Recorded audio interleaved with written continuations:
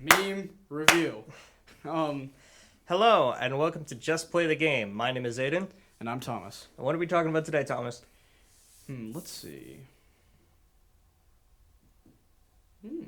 Difficulty in games. Get good. End of podcast. Right, so anyway, as a Dark Souls player, honestly, I'm going to say something that might piss off some of the Dark Souls players. They're not that hard. Dark Souls 3. I mean, maybe because I've played them a lot, but When I tried playing it, it constantly kicks my butt. Seriously. Well, it's my first time playing, to be fair. that's yeah. But difficulty, as a topic, I think a lot of games nowadays kind of do a bit too much hand holding. Yeah, what kind of games would do hand-holding in that case, you think? Well, the awkward silence is a good indicator as to how much prep we did for this episode. Exactly. New age Pokemon games. Like people who have only played the last couple Pokemon games do not know the utter trauma inflicted on an entire generation by Cynthia from Diamond and Pearl. Yeah. But, in comparison with difficulty in other games, you have FromSoft snobs who will say, well, when you change the difficulty, it's just artificial. Well, Shut up. there is Shut up. there is such a thing as artificial difficulty, but it's more nuanced than that. They think every difficulty is artificial. I don't think that all difficulty is artificial. I think there is something to be said about the a game having a fixed difficulty. What was it? The IGN article? Have you heard of the article where it's like Sekiro needs to start respecting its players by installing an easy mode? What? This was around the time Sekiro, also a Dark Souls game for those of you who don't know, but the weird one, and in my opinion the best one, but that's a topic for a different day, or maybe it's a topic for this day. We'll find out. Mm-hmm. It's there was an article posted by some kind of game journalist, probably IGN. Let's be real. It said it was the topic of the article was game hard. I need easy mode. But the counterpoint to that is the Dark Souls games, they don't hold your hand because they don't think you need it. They trust you enough to figure it out. And that's why I kind of am with the a fixed difficulty, even if it's pretty hard. But then again, I'm the counter argument to that is time investment. I'm one of the people who has the time to get good at such games, and so I'm fine with it, but other people maybe not so much. Yeah. And I again in terms of difficulty, as an example, Dark Souls games, no difficulty options. Some other games, there are some difficulty options, like Mass Effect, as an example, has difficulty options. God of War has difficulty options. God of War has difficulty options. Wait a minute, is the difficulty artificial in God of War then? That case? What determines artificial difficulty is exactly what the difficulty slider changes. And let's say you're playing, let's say you're playing Forza. For instance, it's the easiest example that I can think of. What does the difficulty slider do in that game? We're gonna say that it makes the car a difficulty meter makes enemies go faster. If you're playing Forza and the enemies are going faster, what does that change? Why is that? How is that more difficult? It's not necessarily more difficult. It just means the enemy gets cheats. That is artificial difficulty. Yeah, but I feel like most most FromSoft or Soulsborne fans will say well, the enemies when they get beefier and stronger, that's artificial. No, it's not. I will not get behind that. I don't know. There's like if the difficulty slider, I think, just makes an enemy like have more health and do more damage, I would like maybe if it changes their behavior, I think that would be a good difficulty change somehow. Like if they play smarter or if they get like a new move, I think that's good difficulty. Yeah. But simple stat changes I think are artificial. yeah, again, like the whole reason I even wrote this down is because of Dark Souls and the sentimentality of what Soulsborne fans will say about difficulty. Yeah. Yeah, though, I've said all I needed to say about difficulty. Well, this is gonna be a double feature, I guess, because I can't think of anything else to say. Do you? No, I think I said what I had to say. Yeah. Yeah. Ooh, wait. Gameplay versus story. Gameplay.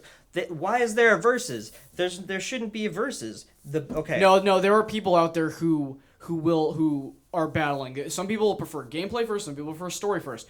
I'm gonna assume we're the well-adjusted people who like a balance of both. But let's see both sides. Here, I'm gonna say it right now. Gameplay versus story. This should not be a debate. It should not be gameplay versus story. It should be gameplay that enhances the story. No, but do you want to know one person out there who? Assuming there's a story anyway. Yeah. Do you want to know one person out there who genuinely hates stories? Yeah, go on. It's a game developer. The game developer that is treated so nicely by the gaming community. That's not sarcastic either. Everyone loves him, and I don't know why. They defend all of his words. Are the one and only Shigeru Miyamoto, the Mario guy, who made Mario and Zelda, hates stories with a burning passion. I don't know enough about this to like comment on it reasonably. You wanna know why? Tell me about it. Well, basically, as an example, when creating Super Mario Galaxy, the best person in Nintendo currently, Yoshiaki Koizumi, who made some of the best stories in any Nintendo game, like Mario Galaxy and Majora's Mask, and Link's Awakening. Yeah, Link's Awakening. He when they were making Mario Galaxy, Miyamoto wanted no story. He wanted just gameplay. That's it. No story, just gameplay. So Yoshiaki Koizumi was like, I don't like that. I'm gonna try sneaking it in, and he did. Miyamoto hated the final product, and look where Mario Galaxy is now. And as another example, Majora's Mask, he completely like forced Koizumi off the team for Majora's Mask. But then when they were struggling to develop it in a year, Miyamoto was like, all right, come here, help us with Zelda. And he's like, I will, if you can let me do whatever I want. And they're like, fine. And he's like, and then he went crazy, and we got what we wanted. But as another example, what if Miyamoto gets too much control? You got Star Fox as an example. What's the next game? What's the story? Just the same as the last one. What's the next one? Just the same as the last one. He's as an example of someone who absolutely despises stories. What do you think about that? Well, like, here's the thing. If you have gameplay without, like, a story, you have a toy. You don't really have much of a game. That's a good analogy, actually. I've never heard that analogy before. I think there has to be, like, and that's, like, Geometry Dash. Yep. That game doesn't have a story. No story, and that's fine. Just gameplay. It's fine to have a game that is, like, just a game. But humans love stories. It's like something that is, like, pretty consistent throughout, like, all of history. Yep. So I think, and I have friends who, like, disagree with this, and I don't get it, but, like, that's fine. I think that, like, the best games have a good story too. And I think that the best of those best games have a story that, like, is... complements the gameplay? Yes. And that's part of why I think, last episode we were talking about Baldur's Gate, that's part of why I think it's held back by its medium of trying to be D&D. Because D&D, and maybe we'll do another podcast about that someday, but D&D is It relies on the dice. Like, the dice are the true gods of Dungeons and Dragons. But if you're playing a computer game, that like, it is a choice to include dice. And in a video game setting, dice don't really do much other than just like make things artificially tense. Because the story is already planned out. A bad dice roll doesn't ultimately change the outcome of the game, whereas it would change it if you were playing at a table with like friends and like you had an actual game going. Which is why I think Divinity, the previous game to Baldur's Gate, go play it if you haven't. Like, because it's not trying to be D&D. You don't have that like. You don't have the medium of like the dice roll. Like, Baldur's Gate story is fine, but like the dice roll sort of brings the illusion of like controllability. When ultimately what happens is in Baldur's Gate there are some rolls in that I'm not gonna like elaborate why, but like if you know what I'm talking about, you know what I'm talking about. The dice roll is like the outcome of the dice roll. If you roll low, is just unfun. So you hit F5 and reload, or sorry, F8 and reload the game until you get the outcome you want, and the dice roll like means nothing. So there has to be a good like complementary like gameplay to the story or story to the gameplay. That's what I think. Yeah. And I lost my train of thought. What were we talking about? Talking about gameplay. Oh yeah, gameplay. I had started having flashbacks to the children in '99.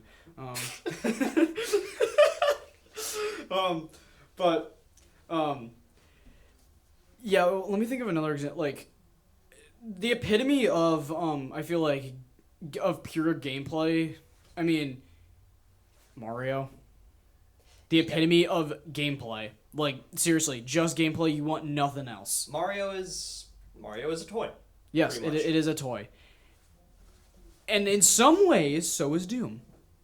In some way. Doom has lore, but you're not there for the lore. You're there to, say it with me, slay demons. And that's why it's okay. Like, there are some games that don't really need too much of a story. Ultra Kill, as an example, doesn't need a story. Yeah. Ultra Kill, Doom, don't need they both have one, but you're not there. But you're there to slay or shoot demons. That's what you're there for. Games that like games that don't have much of a story have to understand why they don't. I think. Yeah, and then you have some games with a story and barely any gameplay, which is a problem too. I will agree. I love story. It's still a problem though. When you have a lot of story and you have basically no gameplay. Every Sony game to ever come out. There are some games where I feel like, I don't know, like Danganronpa. Oh my god. Is an anime, and I think Danganronpa's a weird one because it's fine as a game, but like I feel like it would look better because it's a.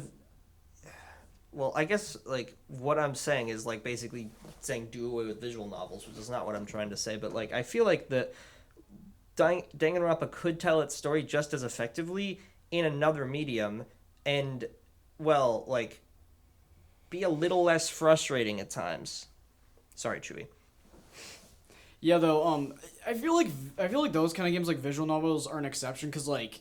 Yeah, it feels a little weird Ace Attorney... Stuff like context, that. Yeah, Ace Attorney, Danganronpa. Actually, no, you're right, because there is something to be said about figuring it out yourself, as opposed to like watching them figure it out. Yeah, but what I'm trying to hint at is games with gameplay that you fully like go through the game, but then you have a lot of story. I think that's a problem. Sony has that vibe. Is that just... I don't know if it's just me. I have that vibe where it's a lot of story and not as much gameplay. There's some, like... I guess I would agree that there are some games that might be better as, like, just a movie. But, like... I can't really think of any that I've played that are like that, at least recently. Mm-hmm. Well, Heavy Rain. Oh, I haven't played it. I hate to bring it up. Life is Strange. That one I actually...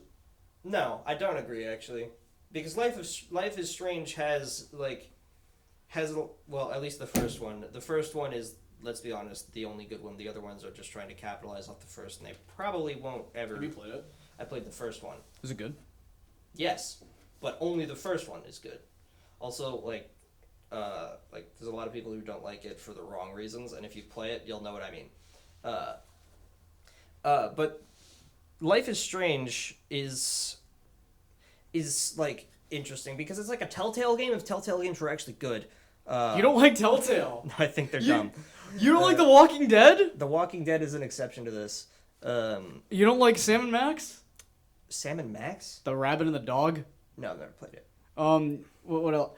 Back to the Future. What else? You're bringing up a lot of games that I didn't even know Telltale touched. Back to the Future. Have you ever played the Jurassic Park ones? They made Jurassic Park games? Yeah. There's There's three or four of them. Wait, what? There's like 3 or 4 of them on iOS. Made by Telltale. Yeah. With the Telltale gameplay. Where you click and point and then you move to that area? I'm pretty sure they're Telltale games. If they're not, they play like Telltale games.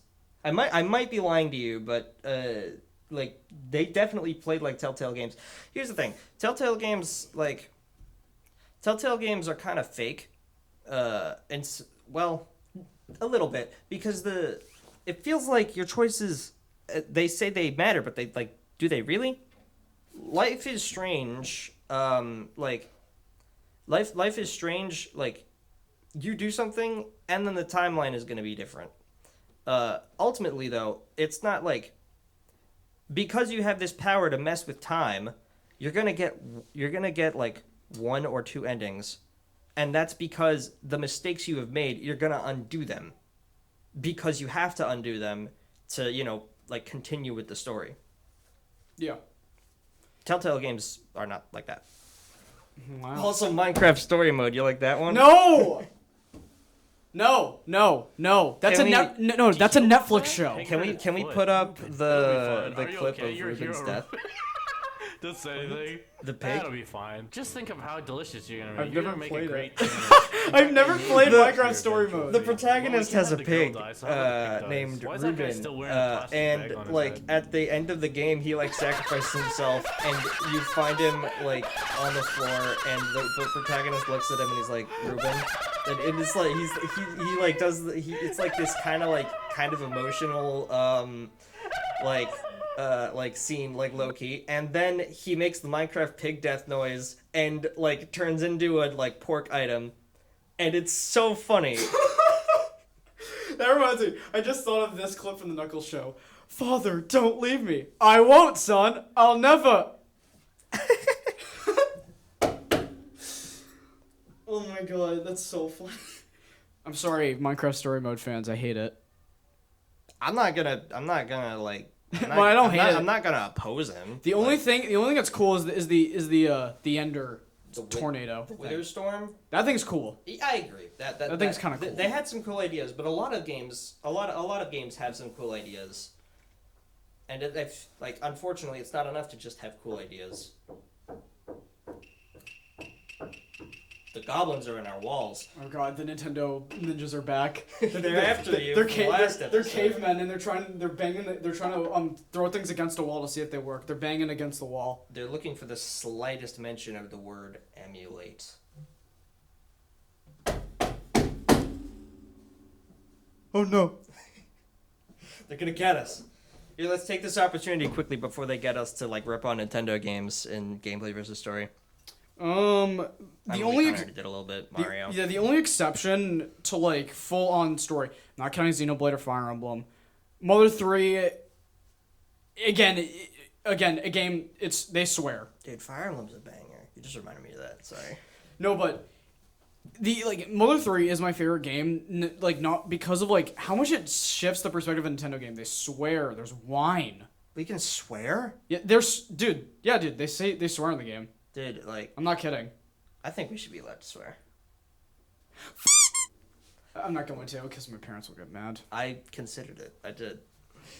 But, yeah, though, the only exception to most Nintendo games is Mother. and not including the Mario RPGs either. Other than that, I don't care about Nintendo game stories, like at all. Super Mario Galaxy is fine for what it is. It's a Mario game. It's a phenomenal Mario game for a Mario story perspective. This is kind of why I think like most Nintendo games are like I don't know if this is if this is like a design choice or what have you, but I feel like most Nintendo games are not like made for people like who have graduated high school. Like they play fine, but I don't know. Like I would rather play Resident Evil or God of War or something like that. That's fair. Because like I don't know. Like Mario is gonna go save Peach again.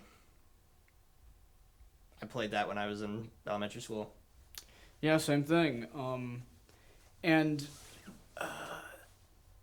again, like you don't care about Mario stories. Another thing you don't care about is, for the most part, Sonic stories. Yeah, Sonic Adventure 2 was good at the time. And when you were in elementary school. Sonic tries though, and there's something to be said. Sonic and fails and will succeed, but will desperately fail. But Sonic Boom, Sonic Okay. Boom the show meme approved.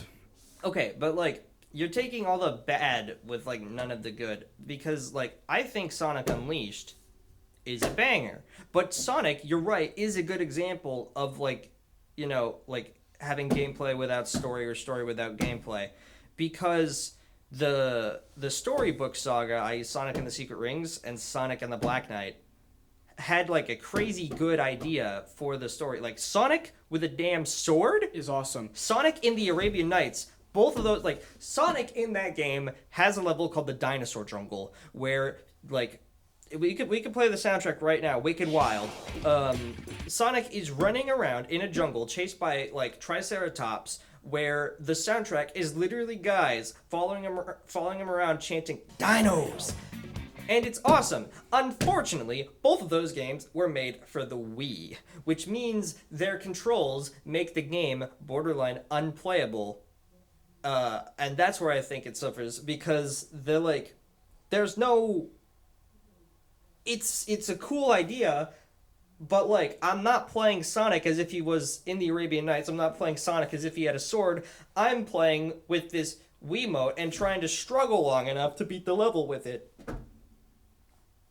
Sega does what Nintendo don't. But Sonic Unleashed is good. Werewolf Sonic the Hedgehog. Someone once said, like facetiously, great idea for a game. I think that was actually a pretty great idea for a game. That game's awesome. I love it. Is it on any modern platforms? No. And that's a problem, so much so that people recompiled the game so that you can play it on PC. They did the same thing with PT. Yeah. I'm not kidding. You can go online and download PT, considering it's removed from the PlayStation Store. Unless you want to hack your PS4, which you probably want to do since you want to dump games. Yeah. You want to dump The Last of Us Remastered. But, like, actually, Sonic Unleashed in particular is awesome because the actual version of the game, because there's a Wii version and a PS2 version, and they're, like, kind of, like, inferior. But for the PlayStation 3 and the Xbox 360... the hardware isn't quite powerful enough to run it all the time. So if you can like get the the PC like fan port, it actually like plays and it's awesome. It's the best Sonic game, and I will not debate this. That's just how it is. What's another example of games that have an excessive amount of gameplay in them? I mean, like, Nintendo is really the biggest, like... Epiphany. No, they're like... Not Epiphany. They are the biggest offenders of this. They make toys, more so than they make games. They do make real games like Xenoblade and Fire Emblem and Mother 20 years ago. I'm, like, upset that the next Fire Emblem game is switched to exclusive, because I like Fire Emblem. It's switched to exclusive, wow. Oh, wait a minute. I'm gonna talk about something about like excluding story for gameplay. Paper Mario Sticker Star. SpongeBob Foghorn sound effect starts playing. But I hate that game with a passion. With a genuine passion, because I love Thousand Year Door with all my heart. But I hate that game purely because of what Kensuke Tanabe did to the franchise. I hate him. I'm glad you're gone from Nintendo. Genuinely. I hate you. Because he's like, Nintendo, they're not letting us do all this stuff. They're not letting us do it. They're not letting us, like, the higher ups are not letting us create a story. Shut up. That's a facade. Shut up. I mean, like, why can Mario get not have creative strengths, but the niche RPG series has to be safe and have paper jokes like what's at the edge of the world. That's a joke in Color Splash. Yes, the Toad is like never played Color Splash. He's like, what's at the edge of the world? Get it? The world's made of paper. Is that a real joke? Well, yes. Yeah. Well, then maybe we have some issues, but yeah. And Kirsty is the most annoying, insufferable character in the entire Paper Mario series, and it's not even close. I can hear the sound effect for when she like popped up on the screen. Oh my God. I can hear it in my head. She's all she says is like, "Hey, the weather's nice today." Anyway, good luck. Yeah, pretty much. Actually, we're running a bit short on time, but I like this example. I think it's kind of awesome. Running back to Dark Souls, those games have stories, believe it or not. Now, why would I say believe it or not? Because they make you work for them. They make you work really hard for them because they don't tell you anything. All of the like background information is told to you in a cutscene at the start of the game. Yep. And then everything else you have to find yourself in item descriptions, like enemy like placement and like coding information. There's this great channel, Zuli the Witch, who like does a lot of this like work, like basically hacking the game and like finding out all the like technical details of like pretty much any given like interesting thing about like the Souls-like games, Sekiro, Bloodborne, the Dark Souls games, of course, and Demon Souls and Elden Ring, and like finding out how that relates narratively, and I think that's awesome. I can't do it myself because, of course, I can't. But like, I think it's cool that like they'll do that, and just like they're not gonna tell you anything. And yes, we hired George R.R. Martin to make Elden Ring. Sucks. You're gonna have to figure out everything he made. Wait, George R. Yes. George R. Martin. Yes. The guy who made Game of Thrones. Yes. He worked on Elden Ring. Okay, that's kind of sick, honestly. Yes. Okay, now I might play it. You know what? That's Actually, kind of sick. I'm gonna put this out here. Just play the game, Elden Ring. I've never played it. Well, just play it, Elden Ring. Just play the game. Is that the end? Yeah. All right. Leave that in. Wait. Hold on. What's the stopwatch say? We're at like 26 minutes. Okay, well, hold on. Wait. We can. Should we yap a little bit more now? Nah. All right. Elden. Wait. No. We already did it. Yep.